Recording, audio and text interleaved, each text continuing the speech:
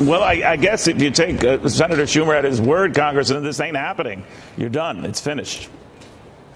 Well, I think first, Neil, thanks for having me. You know, it's pretty sad. It's pretty sad that Democrats don't care about American energy. This bill is the first step to returning the energy dominance that we had just 2 years ago, lowering gas at the pump by 50%, energy for the homes by 40%. Americans have been crushed under this president and the Democrat leadership with the inflation.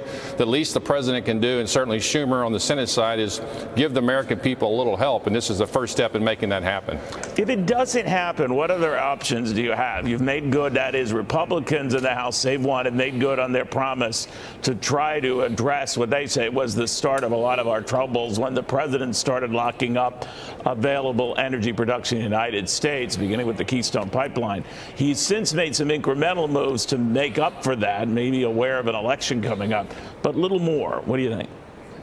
Well, this president from day one, I mean, from the minute he walked off the podium on the west face of the Capitol after being inaugurated, he went down and killed the Keystone Pipeline. And he doesn't hate energy, oil and gas. He hates American energy, oil and gas. I mean, he went back and he approved the Nord Stream pipeline from Russia over to Europe.